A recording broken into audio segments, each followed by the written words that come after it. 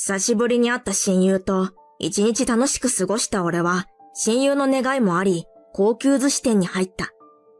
田舎から上京し、東京で過ごす俺は、初めて東京に来る親友を楽しませようと、いろんな観光地を案内し、この寿司屋で思い出話に花を咲かせるつもりだった。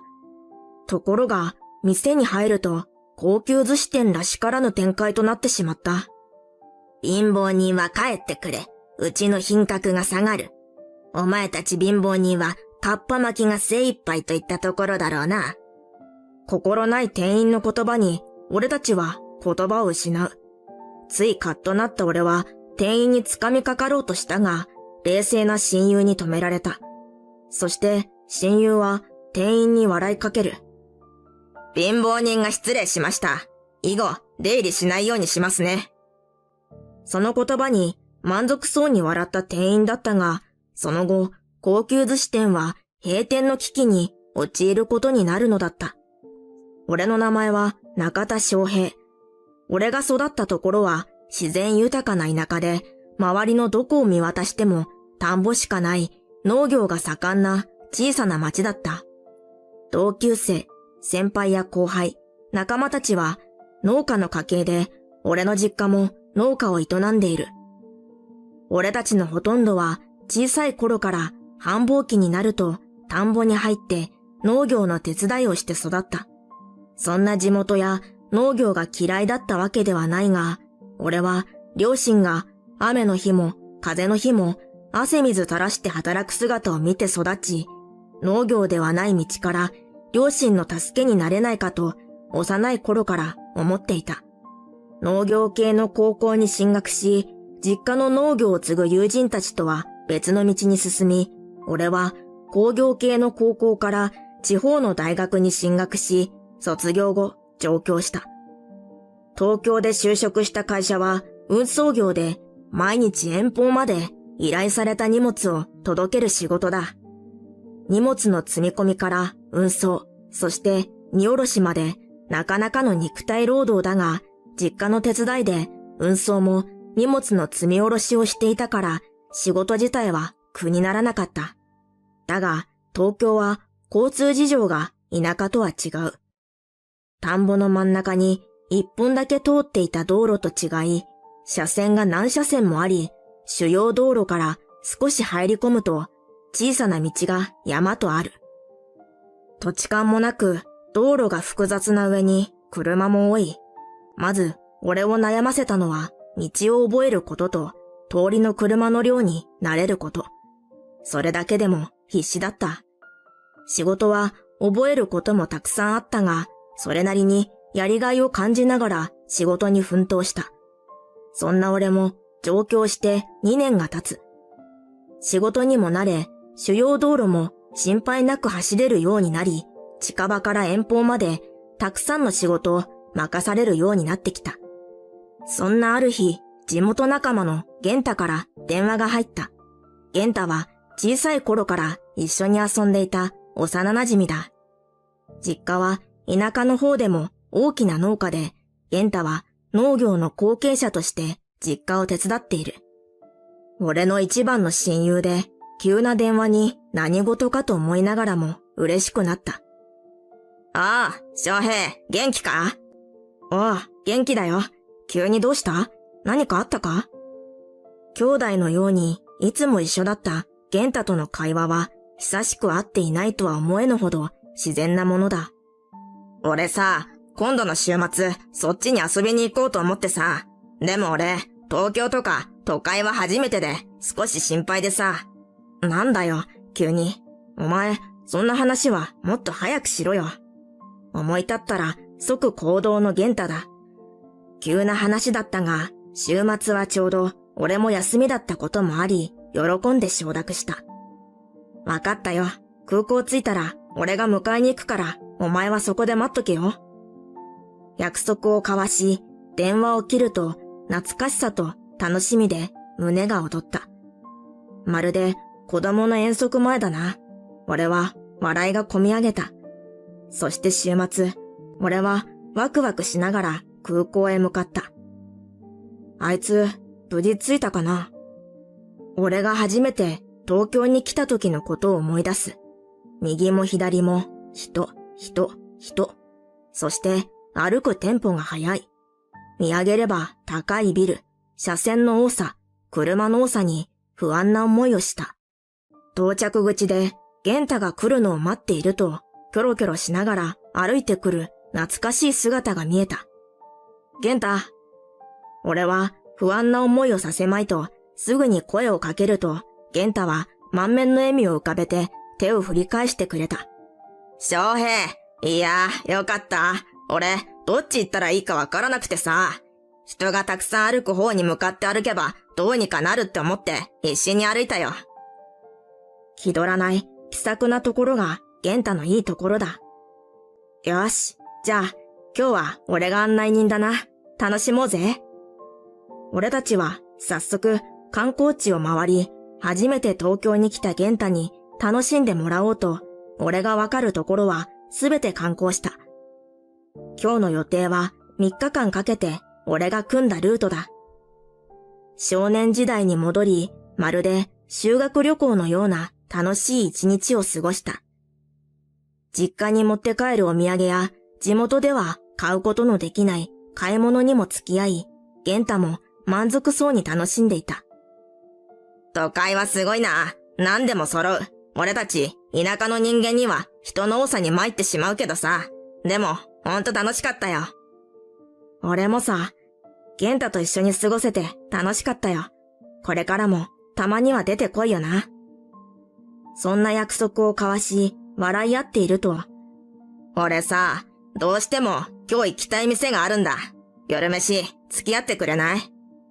もちろん、どこにでも付き合うよ。俺が言うと、玄太は笑った。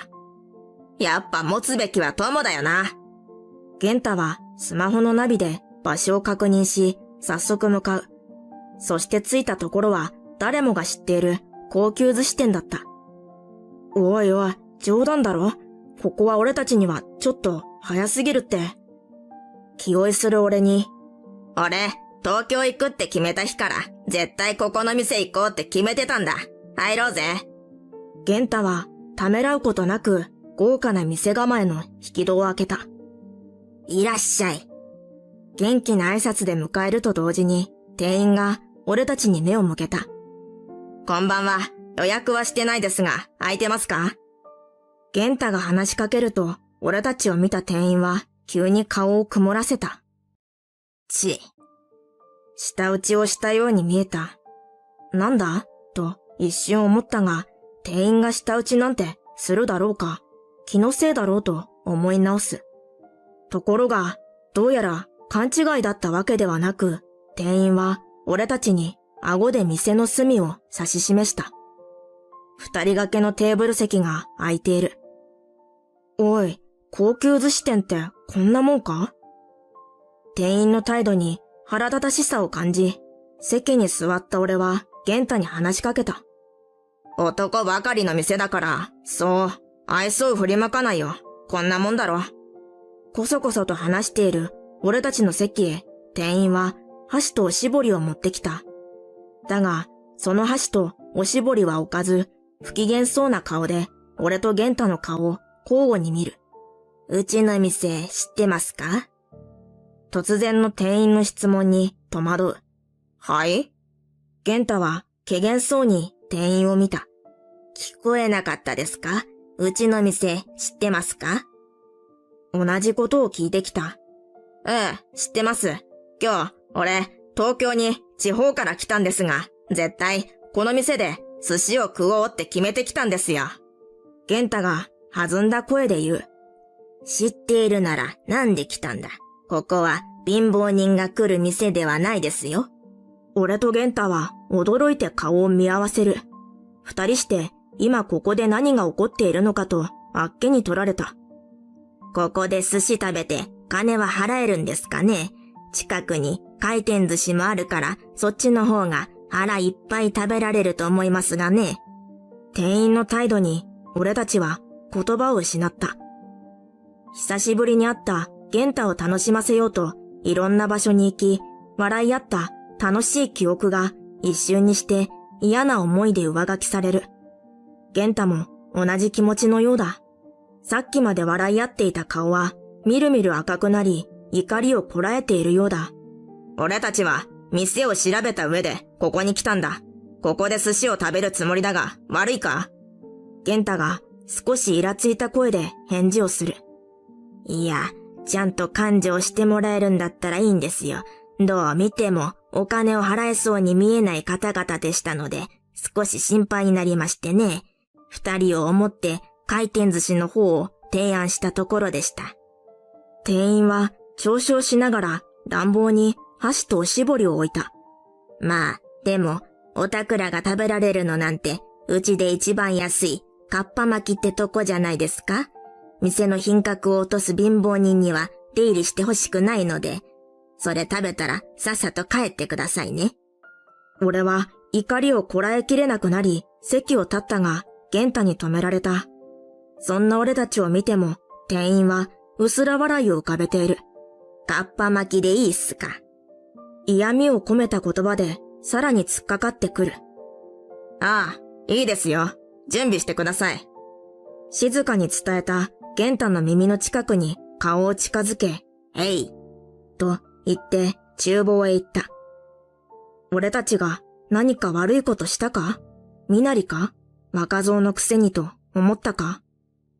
玄太、もう帰ろうぜ。こんな店、気分が悪くなるばかりだ。イライラが抑えられず、言う。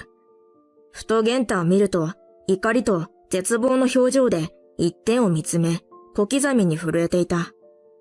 玄太。呼ぶ声も聞こえていないようだ。おい、玄太。玄太は我に返ったように俺を見る。翔平、ごめん。ちょっと待っててくれ。急に立ち上がり、スマホを片手に店の外へ出て行った。俺はしばらく一人で怒りを抑えようと、ぎゅっと手を握りしめ、目を閉じた。そこへ玄太が戻ってくる。ごめん。謝る玄太の後ろから、へい、お待ち。先ほどの店員が不機嫌そうに、ドンと俺たちの前に、かっぱ巻きが無造作に並んだ皿を置いた。すると、玄太は店員の正面に立ち、胸元の名前の刺繍に目をやった。福井さんっておっしゃるんですね。俺たちみたいな貧乏な身分で、こんな高級寿司店に入ってしまって、失礼しました。玄太、お前、何謝ってんだよ。俺は玄太を止めたが、福井という店員はにやりと笑った。ああ、やっと気づきましたか。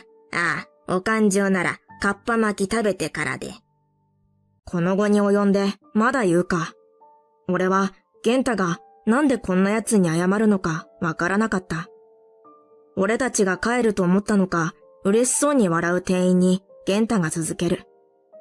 こちらで使われている米は、その貧乏人が作った米ですから、この店にとっては迷惑でしょう。今、父にも電話して、契約を取りやめて、明日からは届けないよう伝えました。笑いもしない顔で、店員の目をじっと見据えた玄太が、ポケットから名刺入れを出し、名刺を一枚渡した。店員は片手で名刺を取ったが、みるみるうちに血の気が引き、真っ青になり、名刺から目が離せない様子だ。白田さん？白田さん？俺も驚いたが、店員は事の重大さに名刺を両手で握りしめ、俺たちの方を見ることもできないようだ。実は、この店で使われている米は、玄太の父親が経営し、玄太たち家族が作っている地元のブランド米だった。玄太の東京観光の目的は、自分たちが丹精込めて作った自慢の米が、お店でどのように提供されているのか見るためだった。高級な寿司となり、客がうまいと言いながら食べる姿を見たい一心でこの店に来たのだ。福井さん、俺は雨が降ろうが風が吹こうが大事な店に出す米だと思い、大切に苗を植え、米を刈り、出荷しています。その米をうまそうに食べる客の顔を想像していました。はい。店員は小さな声で返事をした。まさか、一店員が食べる前から客を貧乏人扱いし、不愉快な思いをさせ、そして不愉快な思いをしながら、俺たちが作った米を食べているとは思いもしませんでした。店員は立ち尽くしたまま何も言えない。父にも事情を話したが、こんな店に俺たちの米を届けるわけにはいきません。すると次の瞬間、店員が深々と頭を下げた。申し訳ありませんでした。詫びたが、玄太の怒りは収まらない。事情は大将にも話させてもらうから。本当に申し訳ありません。もう二度とこんなことは。俺の素性が分かったから謝るのか？分からなかったら貧乏人扱いだろ。俺は今日自分のことをこの店で話すつもりはなかった。ただ、客の幸せな姿を見られるだけで、明日からの仕事の励みになると思ってこの店に来たんだ。いや、貧乏人扱いなんて。俺は言ったよな。店のことは調べてきたと。ネットの中でしか見なかった店を実際に見たかっただけなんだ。玄太の目には涙が潤んでいた。貧乏人が来る店じゃない。回転寿司に行け。かっぱ巻きだ。お前、俺たちに言ったよな。何も言えなくなり、立ち尽くす店員を横目に、玄太は荷物をまとめ始めた。翔平、帰ろう。お前にも不快な思いをさせて悪かった。ああ、福井さん、金はしっかり払いますから。俺も帰り支度をしていると、大将と厨房の料理人二人が血相を変えて飛び出してきた。お待ちください。今、白田社長から電話をもらいました。カウンターの外であった出来事とはいえ、本当に申し訳ない。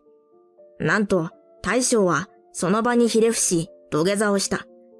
白田さんとこの米じゃないと、うちは商売が成り立たないんだ。それを見た店員も慌てて土下座をした。大将、残念です。誘った俺の大事な友達にも不快な思いをさせてしまった。今日は帰るよ。そんなこと言わずに、俺がお宅の米で握った寿司を食べて帰ってくださいよ。大将が懇願するも、玄太はちらりと店員を見る。俺たちはかっぱ巻きしか食えないみたいですよ。冷たく吐き捨てた。福井、お前はそんなこと言ったのか。